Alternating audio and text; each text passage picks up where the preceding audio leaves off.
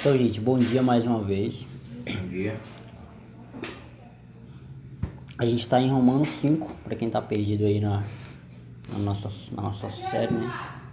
Nós estamos em Romanos 5 e o tema de hoje é o Deus que nos livrou do inferno. Gente, só pelo tema vocês já estão sentindo a pressão, né, do que vai ter hoje. O Deus Que nos livrou do nos inferno. livrou do inferno. Amém? Se você até hoje tinha dúvidas de que você está realmente livre do inferno ou não, eu quero tirar suas dúvidas hoje. Não viva com esse karma de que a qualquer momento você pode ir para o inferno. Se Deus te salvou, você já está salvo. Independente do que aconteça aqui para frente, você já está salvo. Isso não significa que você não vai mais pecar. Você vai pecar sim. A diferença é que Deus ele já te salvou, então ele vai te ajudar a superar esses pecados. É por isso que a igreja é tão importante, para te ajudar nesse processo. Porque sozinho você não consegue. Beleza? Beleza. Como são 21 capítulos, versículos, vamos ler. Dividir, né? Vamos fazer a leitura compartilhada, né? Pode começar aí, Rafael. Do Rafael pro Brito. Justificados, pois, mediante a fé, temos paz com Deus por meio de nosso Senhor Jesus Cristo. Por meio de quem obtivemos acesso pela fé a esta graça na qual agora estamos firmes e nos gloriamos na esperança da glória de Deus. Não só isso, mas também nos gloriamos das tribulações, porque sabemos que a tribulação produz perseverança. E a paciência, a experiência, e a experiência, a esperança. Ora, a esperança não confunde, porque o amor de Deus é derramado em nosso coração pelo Espírito Santo que nos foi outorgado. 6. Beleza. De fato, no devido tempo, quando ainda éramos fracos, Cristo morreu pelos ímpios. Dificilmente haverá alguém que morra por um justo. Pelo homem bom, talvez alguém tenha coragem de morrer. Mas Deus prova seu amor para conosco, em que Cristo morreu por nós, sendo nós ainda pecadores. Logo, muito mais agora, sendo justificados pelo seu sangue, seremos por ele salvos da ira. 10. Oi? 10. 10, perdão que eu estou dormindo. Se quando éramos inimigos de Deus, fomos reconciliados com ele mediante a morte de seu filho, quanto mais agora, têm sido reconciliados, seremos salvos por sua vida. Não apenas isso, mas também nos gloriamos em Deus, por meio de nosso Senhor Jesus Cristo, mediante quem recebemos agora a reconciliação. Portanto, como por um homem entrou o pecado no mundo, e pelo pecado a morte, assim também a morte passou a todos os homens, e por isso todos pecaram.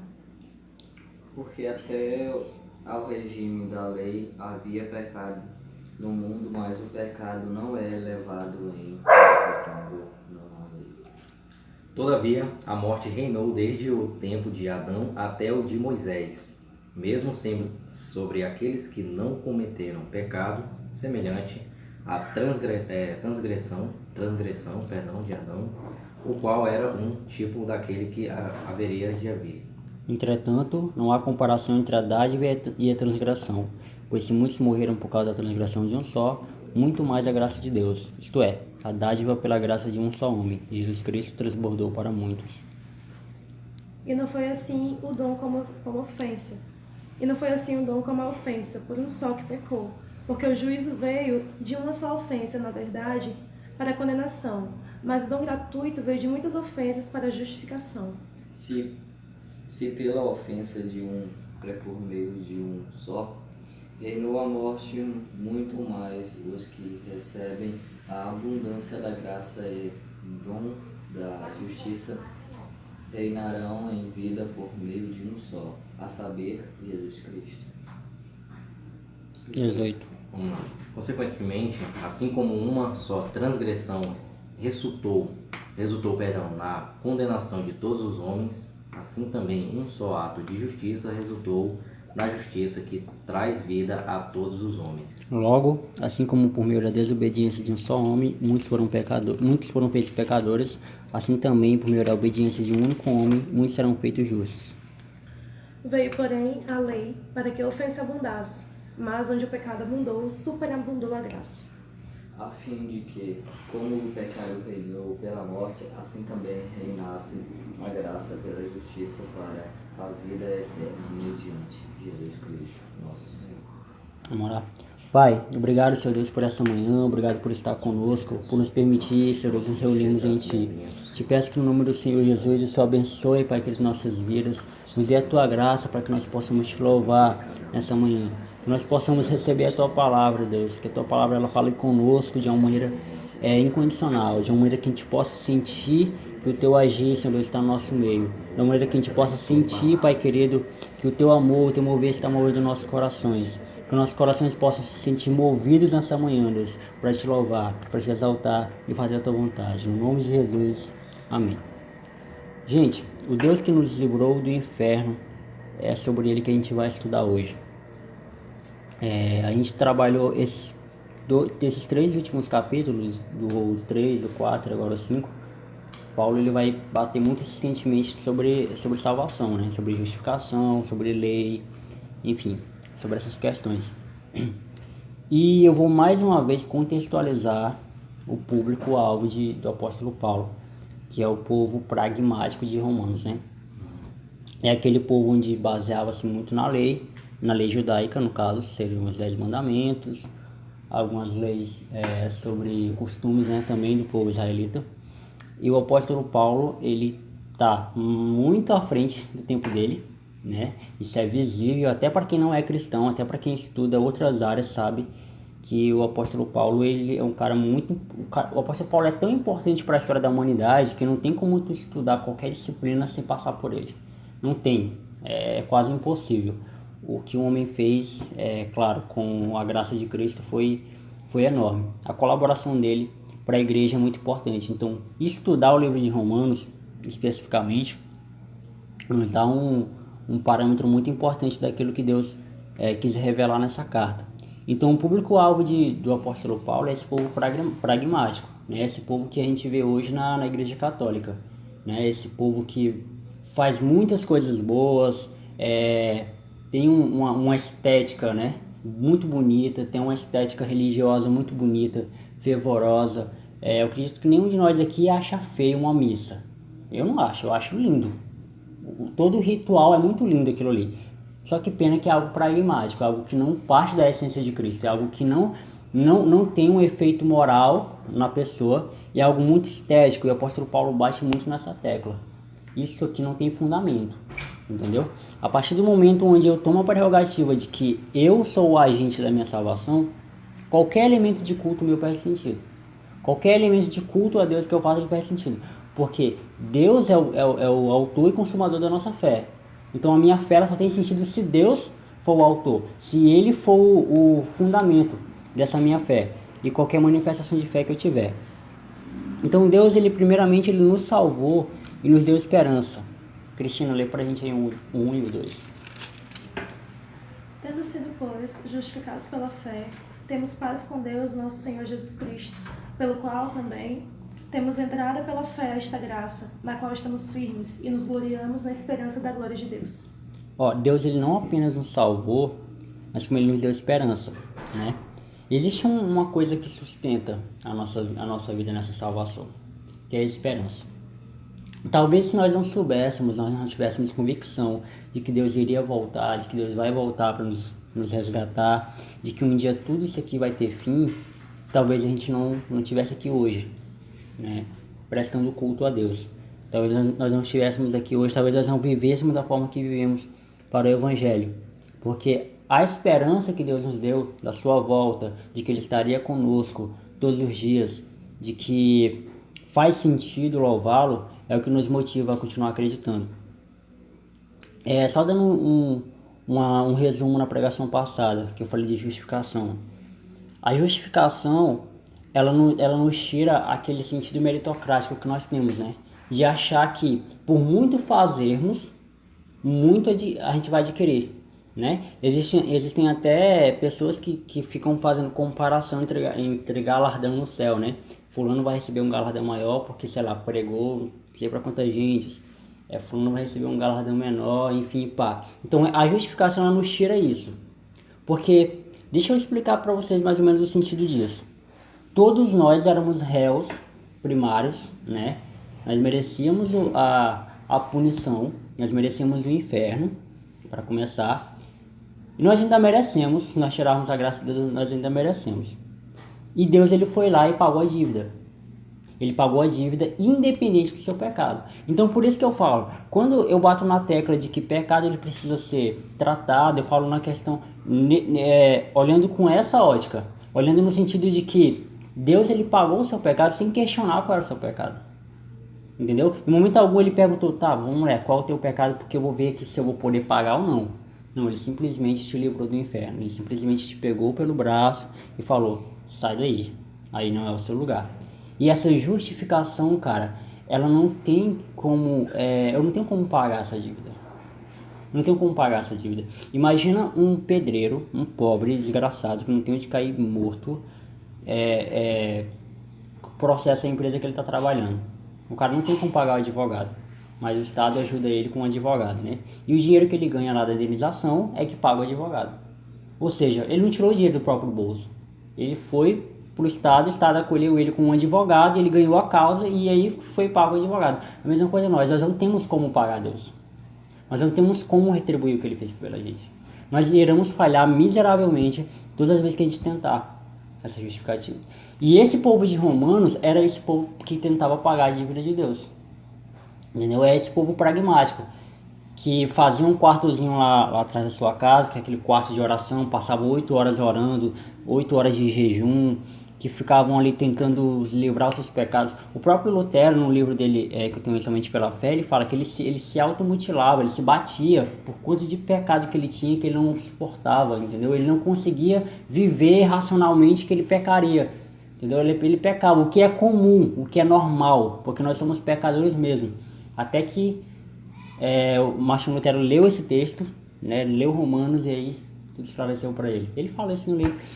Esclareceu para ele, e até ele vivia miserável, ele vivia morto, ele vivia dessa forma, ele não conseguia viver são, qualquer coisa para ele era pecado. E o povo de Romanos assumia isso, assumia essa prerrogativa de que a lei, ela tinha que ser obedecida à risca. Só que é impossível obedecer a lei à risca, é impossível, porque primeiramente nós não amamos a Deus sobre todas as coisas, nós não amamos o nosso próximo como a nós mesmos. E esses dois mandamentos, eles são singelosamente os mais simples. São os mais simples. Porque eu não preciso de um terceiro elemento. Só basta eu e Deus.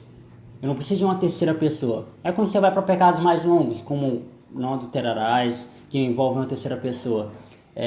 Não cobiçares a mulher do próximo, entendeu? Então, o apóstolo Paulo, ele bate nessa tecla de que nós fomos justificados. Tem dois extremos aqui. O primeiro extremo é o cara que pensa que já está salvo e não tem que fazer mais nada, só tem que cruzar o braço e ficar de boa. E o outro extremo era aqueles que acham que precisa fazer alguma coisa para sua salvação.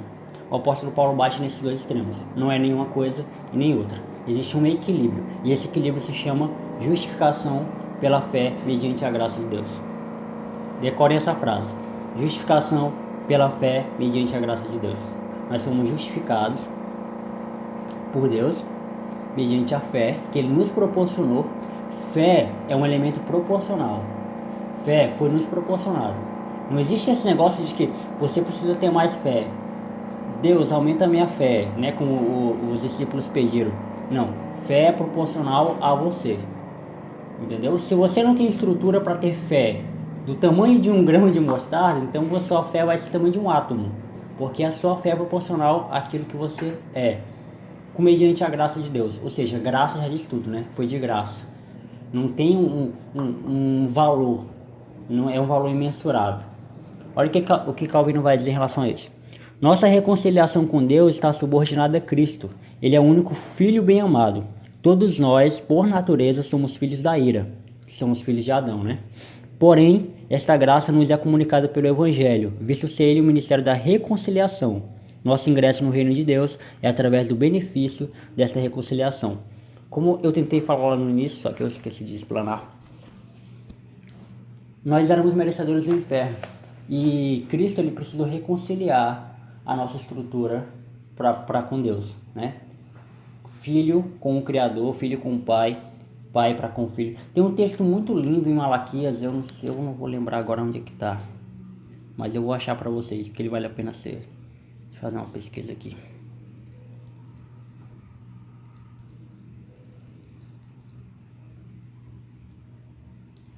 Não.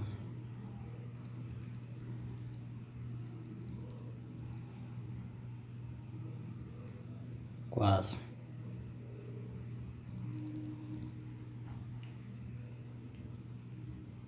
Vamos lá, abre lá em Malaquias, vocês.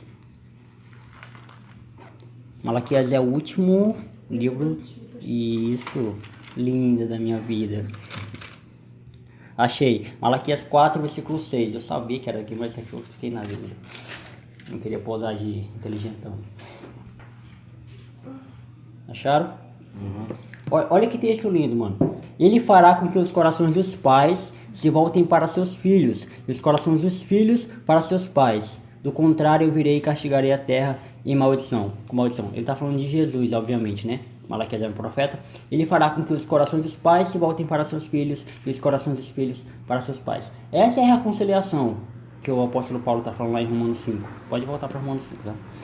Essa é a reconciliação que Cristo fez. Ele reconciliou o nosso relacionamento para com Deus. Nós éramos homens caídos, filhos da ira, né? Filhos do pecado, gerados do pecado, né? Que desde o ventre da nossa mãe já existe pecado. Nós éramos um lamaçal de pecado. E Cristo ele reconciliou. Ele nos reconciliou para com Deus. E isso é tão lindo, cara. Isso é tão profundo. Porque se a gente pensar que, por exemplo, você não pediu para nascer, né? Ninguém que pediu para nascer. Nós não pedimos para nascer. Mas ninguém reclama por estar vivo. Dificilmente alguém, por mais que as dificuldades sejam grandes, mas eu acredito que ninguém quer morrer, né? A gente reclama e às vezes a gente fala merda mesmo, mas a gente sabe que viver é bom. Com todas as adversidades, com todo o mal, viver é bom. E a gente agradece por estar vivo. Por mais que a gente só agradeça quando as coisas estão bem pra gente, mas a gente ainda agradece por estar vivo. E essa graça aí foi proporcionada por Deus. Então ele te permite estar vivo e ele quer que você esteja vivo abundantemente. Eu vou explicar mais lá na frente o que significa essa vida em abundância, mas o que Cristo quer de nós é que a gente viva sem essa dor que Lutero tinha, sabe? Sem essa dor do pecado carregada em nós. Porque nós fomos justificados.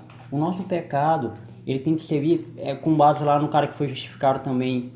O cara cometeu um crime, foi justificado, tá livre, né? Foi condenado, cumpriu a pena, tá livre. Cristo não quer que a gente viva com esse peso do pecado em nós, mas que o peso do pecado seja apenas uma referência, sabe? Seja apenas uma referência, ele não seja mais um peso a carregar, sabe? Mas um peso de exemplo, um peso de quando eu precisar utilizá-lo para ajudar meu irmão, para confortar meu irmão, para orientar meu irmão, eu vou pegar aquele peso lá e falar, ó, isso aqui eu carregava, mas Cristo me ajudou a carregar, Cristo eliminou, jogou no mar do esquecimento. E é isso. Eu vou dar aqui para vocês 3 características de uma pessoa salva. E torça para que você esteja nesse meio, para que você preencha esses pré-requisitos. Primeira característica de um salvo: perseverança. O salvo ele persevera. Romanos 3, leia pra gente, Preto, versículo 3. Não só isso, mas também nós gloriamos das tribulações, porque sabemos que a tribulação produz perseverança. Cara, a primeira pancada, né? Thales Alberto tem uma música muito legal, né? Que ele fala, olha a pancada que vem. A primeira pancada que você pega e você se abala, e você quer abandonar a fé, você quer sair da sua igreja, você quer abandonar a Bíblia, você quer abandonar Deus, você quer abandonar todo mundo, isso prova de que você é um desequilibrado, isso prova de que você não está perseverando, tá? Porque o apóstolo Paulo que está falando, nos gloriamos nas tribulações. E se gloriar nas tribulações, ele tem um sentido muito rico. Ele está dizendo praticamente assim para você: fique tranquilo quando a coisa estiver preta, sabe? fique suave. O que aconteceu lá com os discípulos no barco? A tempestade veio e Jesus estava dormindo e se desesperaram, né? Jesus estava ali no barco. Mano, eu já falei aqui algumas vezes. Se eu estou no barco e Jesus está ali, eu estou suave. Eu confio no meu Deus. Só que os discípulos mesmo assim, eles não tiveram essa confiança. Primeiramente, falta de relacionamento entre eles. Eram tudo doido, né? E segundo, medo. Então isso acontece com a gente também. A gente falta relacionamento com os nossos irmãos, falta relacionamento com as pessoas que estão ao nosso redor, porque a gente tem um gueto de amigos, né? Esse ridículo gueto que a gente fechou mentalmente. E segundo, o medo. O medo de que as coisas não vão dar certo, o medo de que vai tudo desmoronar, o medo de que como vai ser meu futuro daqui a, sei lá, um dia, né? E aí as pessoas ficam com esse medo e isso faz com que ninguém persevere. Isso faz com que a gente olhe as tribulações, a gente olhe as coisas ruins apenas como coisas ruins. E eu já falei aqui algumas vezes, e vale repetir. Não enxergue nada na sua vida como mais um episódio, porque não é. Você é filho de Deus. Filho de Deus não olha para a vida como um acaso. Filho de Deus não olha para as coisas como um acaso, como sorte, como azar, como, era para acontecer. Não. Filho de Deus olha as coisas como fatos, tem argumentos, tem sentido. A minha vida, ela tem sentido. A tua vida, ela tem sentido, ela não é fruto de um acaso. Então a gente não pode pegar as situações ruins e colocar, foi só mais um episódio ruim que passou. Não, pega as coisas ruins que aconteceram na tua vida e persevere, aprenda. Que aquilo ali sirva de aprendizado para a sua vida. Nada que acontece na sua vida pode ser utilizado como fundo de pano para a vida de outro ou fundo de pano para seu histórico de vida. Não, você tem que aprender com aquilo. Deus, ele não permite que nada aconteça conosco para ficar ao léu, para ficar esquecido, para ficar como um making off. Não, tudo que acontece na sua vida, ele tem um sentido sim, por mais ruim que seja aquilo, por mais doloroso que seja passar por aquilo, por mais ridículo que seja passar por aquilo, mas aquilo que você está passando, ele tem um sentido. Olha para grandes homens na Bíblia como Jó, Abraão, que teve que passar pela prova de matar o seu filho, né, em prol a Deus, Ana, que era infrutífera. Vários exemplos na Bíblia de pessoas que passaram por momentos difíceis, mas aquele momento difícil não foi apenas um episódio. Foi algo que enriqueceram eles como pessoa. Então, primeira característica de um salvo, ele persevera. Segundo, esperança. Ele espera. Rafael, versículo 4. A perseverança, experiência e a experiência, esperança. No meu tá assim, a perseverança é um caráter provado e o caráter provado, esperança. Você não consegue ter esperança se você não perseverar, obviamente, né? Se você olhar a vida somente pelo parâmetro ridículo que nós temos de olhar as coisas com filtros errados, nós não vamos ter esperança, né? Esperança de que as coisas irão sim dar certo, de que Deus, ele vai sim cuidar de mim, por mais que eu não consiga enxergar o agir de Deus, por mais que eu não consiga perceber que ele está comigo, mas eu sei que ele está comigo. Essa esperança que o apóstolo Paulo está falando, ela tem muito mais a ver. Não pense em esperança como algo futuro, pense em esperança como algo atual, como algo presente. Essa esperança que o apóstolo Paulo está falando aqui, ela tem muito mais a ver com oração, com vida de relacionamento com Deus, do que mesmo aquela esperança de que daqui a 10 anos vai acontecer isso. Não, é uma esperança de que mesmo que eu esteja numa situação inentendível, né? Uma situação que eu não consigo compreender porque que está acontecendo, mas eu tenho esperança de que Deus está comigo. A gente tem que parar, mano, de olhar para Deus como esse ser distante, sabe? Como esse ser Papai Noel, esse ser que está muito distante da minha realidade. Tem que parar. Enxergue Deus como pai. Ele te chama de filho, então você tem que chamar de pai. Enxergue Deus como pai, alguém que eu tenho um relacionamento diário. É claro que você só vai ter relacionamento diário com Deus se você orar e ler a Bíblia. Não tem como ter um relacionamento diário com Deus. A gente só tem um encontro por semana. E esse encontro por semana é para nos reunirmos como igreja para louvar ao Senhor. Agora o seu relacionamento diário com Deus é segunda, terça, quarta, quinta, sexta, sábado, domingo. Enfim. Então essa esperança em Deus que o apóstolo Paulo está falando tem muito mais a ver com o meu relacionamento com Deus do que mesmo as coisas darem certo daqui a um futuro próximo ou um futuro distante. E a terceira característica é o amor a Deus. Versículo 5, lê aí pra gente, Cris. E a esperança não traz confusão, porquanto o amor de Deus está derramado em nossos corações pelo Espírito Santo que nos foi dado. Exatamente. Então, vamos lá. Vamos recapitular as 3 características de um salvo: perseverança, esperança e amor a Deus. Se você tem essas três características, sim, você é um salvo, você foi sorteado na loteria de Deus e você vai só ser aperfeiçoado. Eu acho lindo quando o apóstolo Paulo usa esse termo, aperfeiçoamento. Nós estamos nesse processo de aperfeiçoamento, né? Um dia desses, uma colega minha, a gente estava discutindo, né? E aí... Não, eu estava discutindo não, a gente estava conversando. Eu tô confundindo as pessoas. A gente estava conversando e ela pegou e falou... você é muito perfeito, eu botei um coração. Eu falei, ainda não, mas estou me aperfeiçoando. E eu acho lindo quando o apóstolo Paulo fala isso, porque o nosso futuro é ser perfeito com Deus no céu. O nosso futuro é ser perfeito. Então, se ontem eu cometi 100 erros e hoje eu cometi 99, já é um motivo de estourar fogos, porque eu estou me aperfeiçoando. Não pense o aperfeiçoamento como algo para daqui para o outro extremo, não. Um grauzinho que você sobe, meu filho, já é um aperfeiçoamento. Então, eu acho lindo também quando o apóstolo falou até sermos um, né? Até sermos um em Cristo, esse aperfeiçoamento ele é constante. Billy Graham tem uma frase interessante, ele fala que a salvação é de graça, mas o discipulado custa tudo o que temos.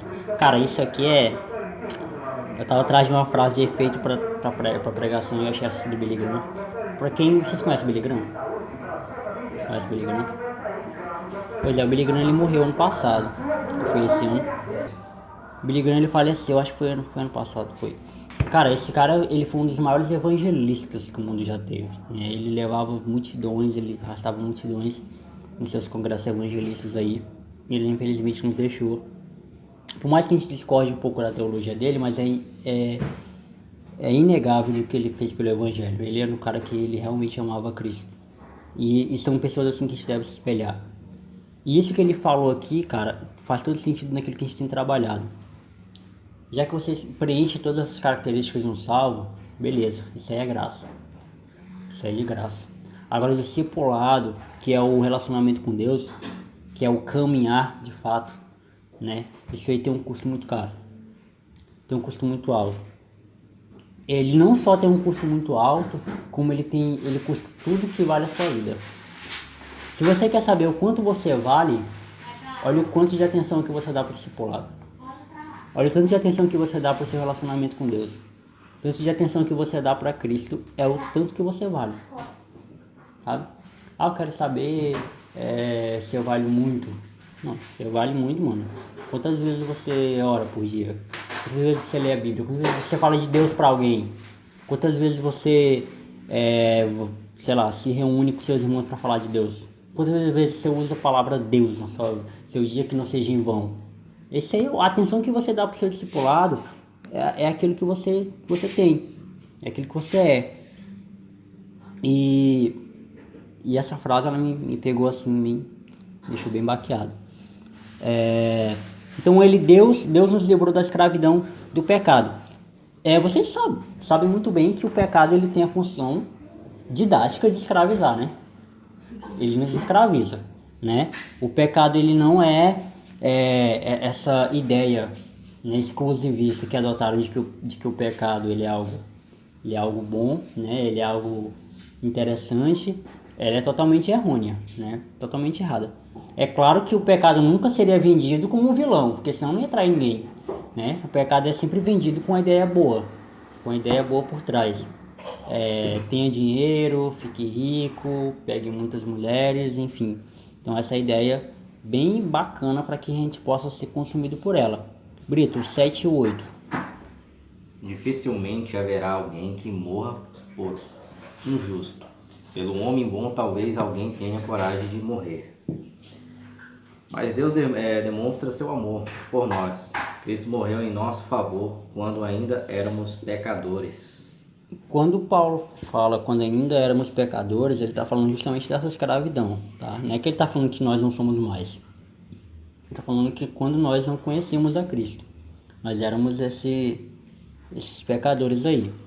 E um amigo meu, ele fala uma coisa interessante, né, mano? Tem pessoas que elas não só são escravas, mas elas sentem prazer em serem escravas, né?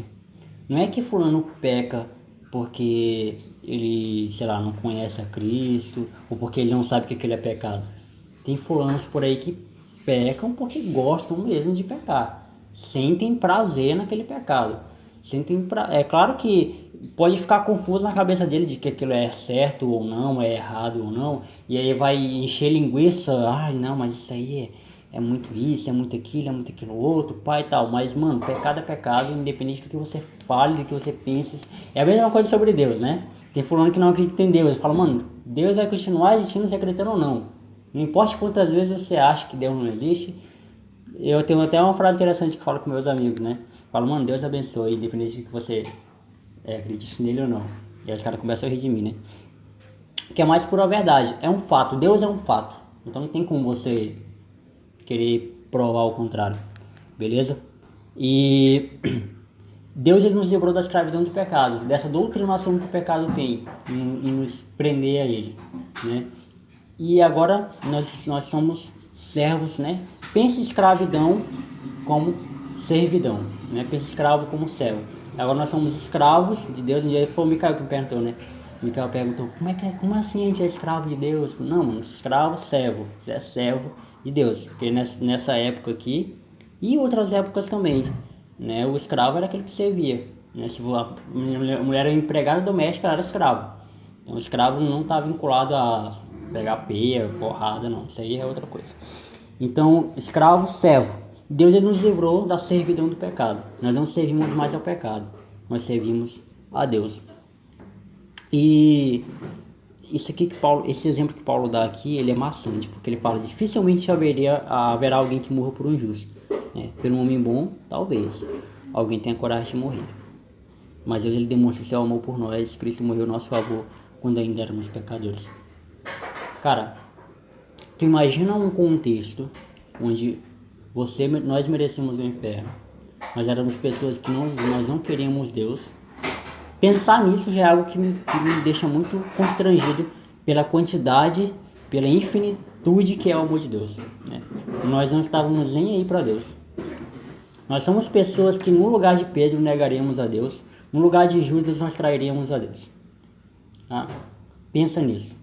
Nós somos pessoas que no lugar dos fariseus nós também falaremos mal de Jesus, nós também iríamos contra Jesus, nós também não damos ouvido a nada que Jesus fala, né? Nós somos pessoas que até hoje, se deixarem, a gente não tá nem aí para Deus, né? A gente não ora, a gente não lê Bíblia, a gente não vai para adoração livre, a gente não tá nem aí, a gente tá pouco se lixando. Porque nós temos dentro de nós, né, existe essa dualidade, né, o lado bom, o lado ruim, nos impulsionando a fazer o que é mal, né, essa motivação demoníaca que existe dentro de nós, de fazer sempre o que nos convém, de fazer sempre o errado. E Deus ele nos livrou dessa escravidão do pecado. Hoje nós não servimos mais ao pecado. É tanto que quando nós pecamos, aquilo ali é um efeito, né, da caminhada.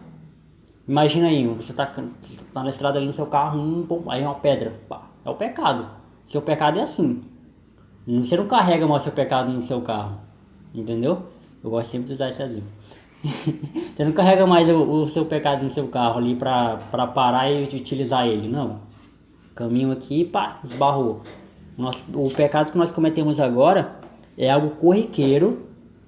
Obviamente, não tem como você passar um dia sem pecar. É algo corriqueiro, mas que faz parte da caminhada. Não é mais um culto, não é mais uma ode ao pecado que a gente vive. Agora a gente cultua somente a Deus. Agora a gente vive somente com base em Deus. Então, uma vida de pecado é uma vida onde Deus não é o centro. É uma vida onde Deus ele é apenas exclusivista. Ele é apenas algo que eu vou pegar para certas situações da minha vida, né? Se a minha mãe está doente no hospital, Deus me livre, eu vou recorrer a Deus. Entendeu? Uma vida de pecado é isso. Uma vida com Deus é o contrário, onde o pecado é algo exclusivista, onde eu só pego em situações onde eu não consigo realmente fazer tudo que meu Deus quer que eu faça. Beleza? E Deus nos reconciliou com ele para sermos... Deus nos reconciliou com ele. Eu errei aqui. Para sermos... Tá, Deus nos reconciliou com ele para sermos livres da escravidão do pecado. Esqueci de colocar o livro aqui. Vamos lá, Cris, lê o 9 pra gente. Logo muito mais agora, tendo sido justificados pelo seu sangue, seremos por ele salvos da ira. 10. Porque se nós, sendo inimigos, fomos reconciliados com Deus pela morte do seu Filho, muito mais, tendo sido já reconciliados, seremos salvos pela sua vida. 11. E não somente isto, mas também nos gloriamos em Deus, por nosso Senhor Jesus Cristo, pelo qual agora alcançamos a reconciliação. Reconciliação, que palavra bonita, né? Reconciliar. Mano, o que acontece em um divórcio? Imagina um divórcio aí. Acontece um divórcio, né? Provavelmente é o cara que sai de casa. Vamos imaginar um divórcio na pior situação possível, que é um divórcio onde tem crianças envolvidas. Tem 2 crianças envolvidas. Tem uma criança de 8 e um outro de 15, na adolescência ali já. Um de 8 anos, um de 7 anos, uma criança de 7 anos, uma menina de 7 anos, uma mocinha e uma adolescente de 15 anos. O casal ali passou 20 anos juntos e chegaram ao fim de um relacionamento. Eu não entendo como que um casal, depois de 20 anos, percebe que não dá mais certo. Eu não entendo, mas enfim. Infelizmente tem pessoas que ficam 20 anos juntos para entender que não dá certo. Eu não entendo. 20 dias é o suficiente, gente. Mas enfim, passaram 20 anos, se separaram. O cara saiu de casa, foi para casa do amigo ou da mãe, pá, onde tal. A mulher ficou em casa chorando, obviamente. Eu não imagino um contexto onde a mulher fique diferente, ou o homem também. E as crianças vão ter que lidar agora com um lar sem o pai e também sem entender nada, né? Vamos pegar esse primeiro ponto. As crianças ficam sem entender nada. Por quê? Porque a ruptura não era para ter acontecido. O pecado entrou no mundo, gente, de uma forma que não era para ter acontecido. Não estava previsto que isso acontecesse. Né? Tem até aquele problema teológico que as pessoas, então Deus é o criador do mal, porque Deus sabia que Adão ia pecar. Pá. Obviamente que Deus sabia, porque nada foge do olhar de Deus. Deus ele é onisciente, onipresente, onipotente. Então ele, obviamente, ele sabia. Porém, aquilo não foi algo premeditado. Deus ele não desenhou aqui, pai, vou fazer Adão e Adão vai pecar. Não, porque Deus ele não pode ser pecador. Deus e pecado não são algo que se juntam. Pecado é o oposto de Deus. Então eu não posso acreditar que Deus planejou o pecado, porque Deus ele não pode compactuar com o pecado, ele é santo. Entendeu? Enfim, então o pecado já aconteceu de uma forma que não era para ter acontecido, né? E aí nós temos a ideia de que as crianças estão sem entender nada. Então obviamente a gente não entendia nada, a gente não entende nada. O pecado ele tem essa função de nos cegar, de não deixar que a gente permita que a gente entenda nada. A gente fica muito que irracional, né? Eu gosto de fazer essa distinção, né? O pecado ele nos deixa irracional, e Deus ele nos deixa raciocinar. E por mais que o mundo lá fora pense que é o contrário, né? Quem não serve a Deus é que é o inteligentão. Não, porque é muito pelo contrário, quem não serve a Deus é um burro. Burro pode ter um diploma de mestrado, doutorado, o que for, mas é burro, é burro. O cara pode ser, sei lá, o mestre, o fabricador da gasolina, burro. Burro, pra mim sempre vai ser burro. O cara da NASA foi à Lua, por mim ele pode ir a Marte, mas é um burro. Então quem serve a Deus é que são pessoas racionais, pessoas que pensam, ou ao menos eram para pensar, ou ao menos não servem a Deus. São essas duas situações aí. Tem pessoas que dizem que servem a Deus, mas não servem, porque são burras. Entendeu? São burras. Gente, você está pegando muito pela burro, enfim. Eu não tenho muito... Tá, onde é que eu tô? Tá, vamos lá. Então vamos continuar aqui, o nosso exemplo. Primeira situação, não entendeu nada. E aí, passou o tempo, né? As pessoas já estão se acostumando, e aí vem a ideia das crianças irem visitar o pai.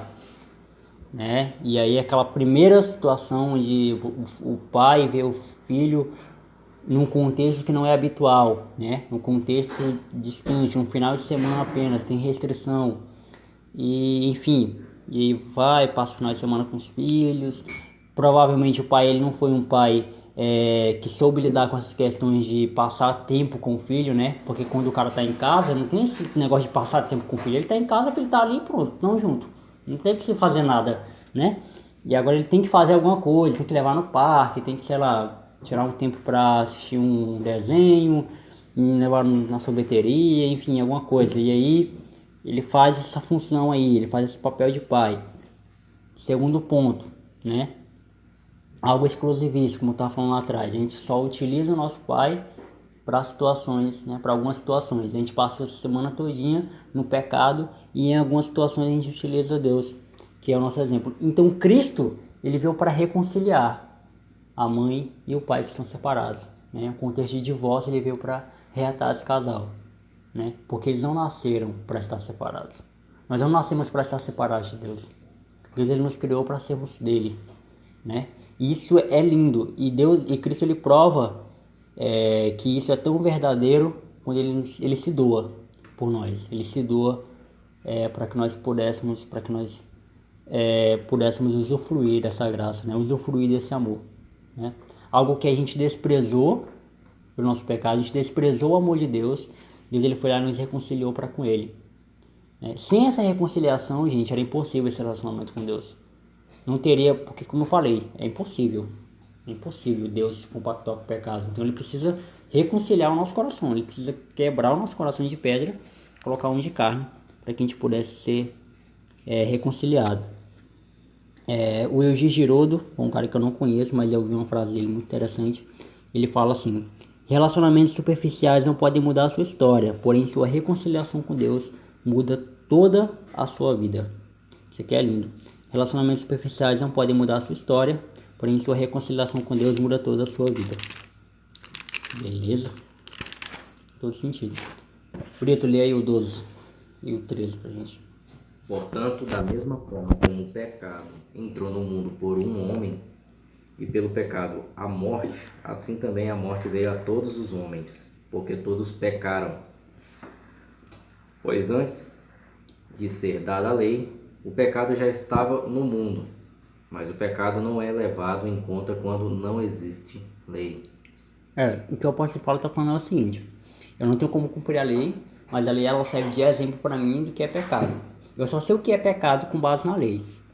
Se a lei não dissesse que eu tenho que amar a Deus sobre todas as coisas, então não seria pecado não amar a Deus sobre todas as coisas.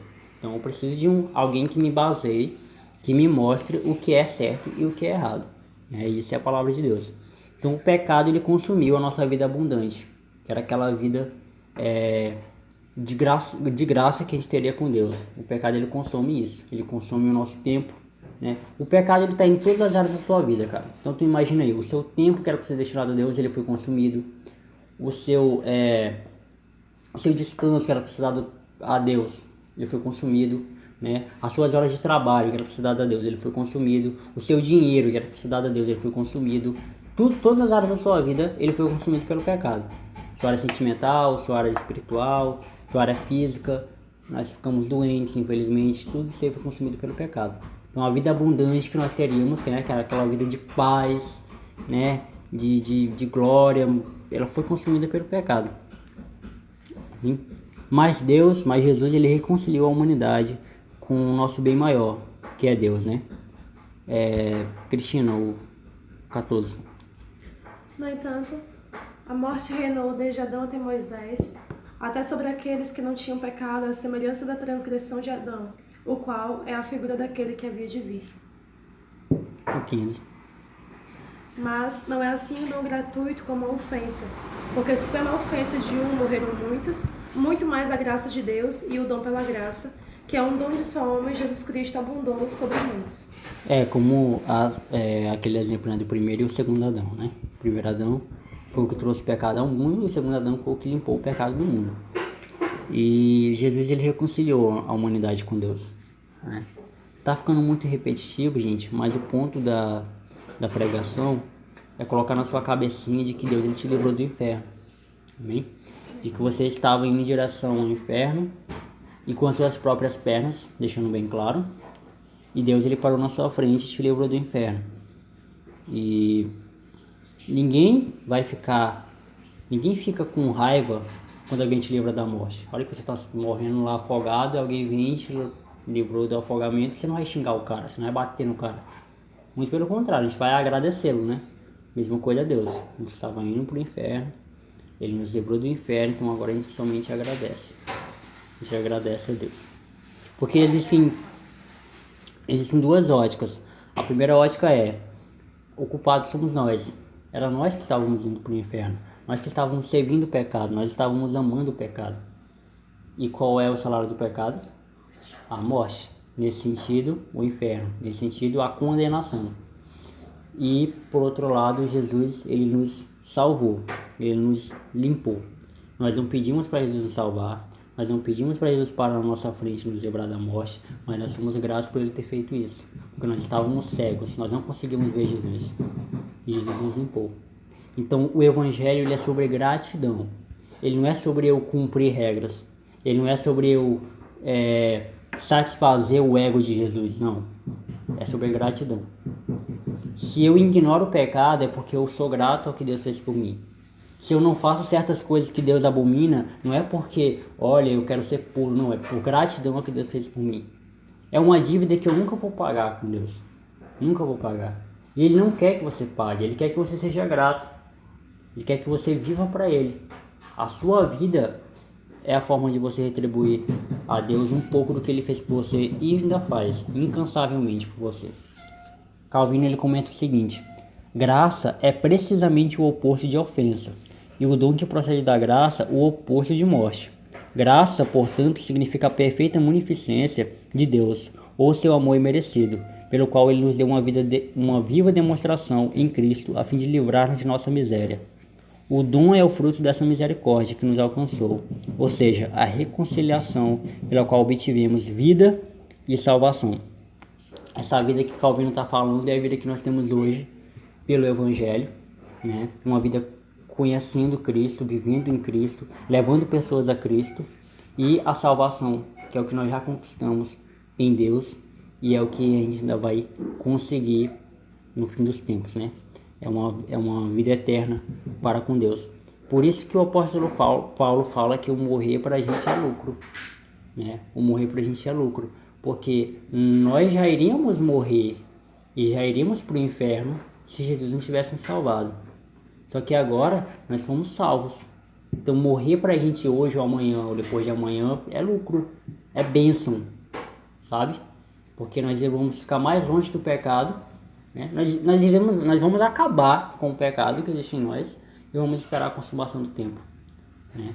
Essa é a esperança futura que nós temos em Deus.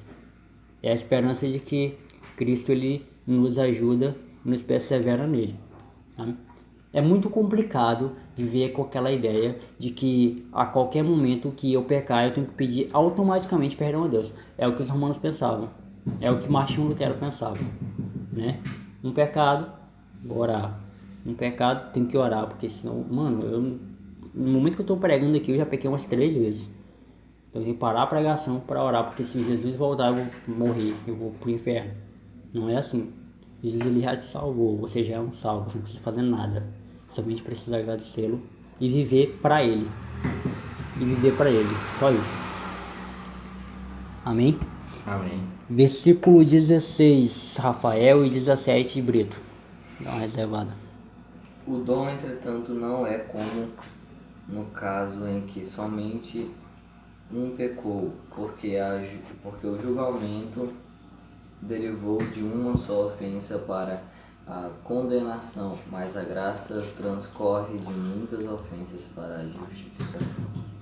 Se pela transgressão de um só a morte reinou por meio dele, muito menos aqueles recebem de Deus a imensa provisão da graça e a dádiva, né? Dádiva, né? Perdão. Da justiça reinaram em vida por meio de um único homem, Jesus Cristo. Cara, não existe pecado tão grande que Cristo não possa nos ajudar a superar. Não existe um pecado que seja tão... Olha, esse pecado aqui é impossível para mim. Não tem pecado que Jesus vai olhar assim e vai falar: não, esse pecado aí, agora tu pegou pesado. Eu não sei como resolver esse pecado aí. Esse pecado aí foi complicado. Não tem. qualquer e todo pecado ele pode ser tratado, né? Ele pode ser um dia desses não, faz um pouquinho de tempo, lá no trabalho me perguntaram, né? Eu ganhei intimidade com as pessoas e é uma coisa que as pessoas não podem me dar, é intimidade. E aí teve um colega meu lá, que ele é homossexual, ele perguntou pra mim o que eu pensava sobre homossexuais e como eu pensava sobre a igreja, né? Tratar eles. Eu falei, mano, pra ser bem sincero contigo, homossexualismo é pecado, tá? Homossexualismo é algo que Deus abomina. Assim como mentira, assim como hipocrisia, assim como eu não pagar a minha conta, assim como eu ser infiel, assim como... Eu fui listando uma série de pecados para ele. Não é que o homossexualismo seja um pecado diferente. Não, é um pecado, meu filho. É um pecado abominável como qualquer outro. O ponto errado da igreja é esse, de querer achar que certos pecados são maiores do que os outros. E isso faz com que as pessoas se afastem realmente. Entendeu? Porém, o homossexualismo é tratável, assim como a mentira, assim como o eu não pagar minha conta, assim como a minha infidelidade. O homossexualismo sendo pecado, então ele pode ser tratado. Não existe um pecado para Deus que seja tão arbitrário, que seja tão ordinário que ele não possa tratar. Só que obviamente, existe a questão de que eu me reconheci como um pecador. Eu conheço, gente, histórias de pessoas, eu não conheço nenhuma pessoa, mas eu conheço histórias de pessoas que são cristãs, que são casadas, mas ainda sentem atração de pessoas do mesmo sexo. Para você perceber que é um pecado, e sendo um pecado é algo que eu posso dizer, Deus, eu não quero conviver com isso. Entendeu? É algo que se eu fui salvo, mano, o apóstolo Paulo ele fala de um espinho na carne, que ele pediu 3 vezes para Jesus tirar, e Jesus não tirou. Eu não sei o que é esse espinho na carne, mas imagina se fosse um pecado que Paulo tinha. É algo difícil de ser tratado. É algo que só posso entregar a Deus. Não é com cura gay que eu vou sarar esse pecado. Não é sei lá, com julgamentos. Não, é na cruz, meu filho. É de joelhos. É de joelhos. Eu não posso fechar meus olhos e dizer, isso aqui não é pecado, isso aqui tá de boa, isso aqui tá suave, não. Eu tenho que olhar pra mim e dizer, isso é pecado, eu não sei como resolver isso, me dói toda vez que eu enxergo isso, mas eu não sei o que fazer, então eu vou entregar a Deus. Eu vou entregar a Ele. O conselho do dia que eu dei ontem, né? Pecou, vai pra cruz. Pecou, cruz. Não fique com essa ideia, eu pequei, vou ficar aqui, Deus ele vai me ignorar, que eu tô com peso na consciência, não vou nem pra adoração livre amanhã. Não, você pecou, meu filho, é cruz. Não tem canto melhor, é o cantinho da disciplina pra quem faz caquinha, é cruz. É lá, pai, eu pequei, eu sei que o senhor sabe que eu pequei, porque o senhor viu, o senhor tá aí assistindo tudo. Eu pequei, eu fiz caquinha, eu tô arrependido, eu não sei o que eu vou fazer com isso, me ajuda. Relacionamento com Deus te leva a isso. Nelson Mandela tem uma frase muito interessante que ele fala: não se esqueça de que os santos são pecadores que continuam tentando. Não esqueça que você é santo, mas não pense que santo é o puritano, né? Puritano é aquele cara que se veste com roupinhas bonitas, que faz coisinhas bonitas na praça para chamar atenção. Mas você é um santo que continua pecando, que continua tentando contra o pecado, né? Você tem pecados aí difíceis de tratar, mas você está tentando. Você é santo, você foi salvo. É nesse sentido que você é santo, você foi salvo. Você está debaixo da proteção de Deus. Continue tentando. São pecadores que continuam tentando. Tentando todos os dias conviver com essa realidade, conviver com os seus pecados, conviver com a podridão que há no seu coração. Hein? Cris, o 20, Rafael 21. Veio, porém, a lei para que a ofensa abundasse, mas onde o pecado abundou, superabundou a graça. A fim de que, como o pecado reinou pela morte, assim também reinasse a graça pela justiça para a vida eterna, mediante a Jesus Cristo, nosso Senhor. Então, somente Cristo para nos livrar do inferno, né? Ficou bem claro aqui. A fim de que, assim como o pecado reinou na morte, também a graça reine pela justiça para conceder vida eterna. vida eterna, mediante Jesus Cristo, nosso Senhor. A pregação de hoje ela foi muito clara, eu acho que ficou muito claro. Se não ficou claro, eu vou fazer ficar claro agora. Deus nos livrou do inferno e Ele não te pediu ajuda nisso. Não tira essa ideia da sua cabeça de achar que você tem alguma colaboração para sua salvação. Você não tem. Porque se você tivesse alguma colaboração, se Deus precisasse de alguma colaboração sua, Ele não seria salvador. Ele seria colaborador da sua salvação. É óbvio isso, né? Eu acho que fica óbvio. Se Deus ele é o salvador, ou seja, Ele salva. Né? Eu estou sendo aqui bem idiota na minha explicação, mas é porque eu preciso ser bem idiota mesmo. Se Deus é o salvador, Ele salva. Simples. O que você entende por salvar? Vamos lá. O cara tá se afogando e tem um bombeiro. Aí o bombeiro entra dentro d'água. Cara, me ajuda aqui a te salvar. Aí o cara, mas eu tô morrendo afogado. Como é que eu vou te ajudar a me salvar? Entende? É como se Deus perguntasse para você. Se você conseguisse se salvar, eu não teria te salvado. Entendeu? Então assuma que você é incapaz de se salvar, porque você é incapaz. O pecado te corrompe. O pecado te comove. O pecado ele te consome por inteiro, por completo. Então Deus ele te salvou. Ele te livrou do inferno. Então agora a única coisa que eu preciso fazer é agradecê-lo. Viver para Ele todos os dias da minha vida. Consequentemente, viver para Ele incansavelmente. Até que nós sejamos um com Ele na eternidade. Amém? Amém. Ficou claro?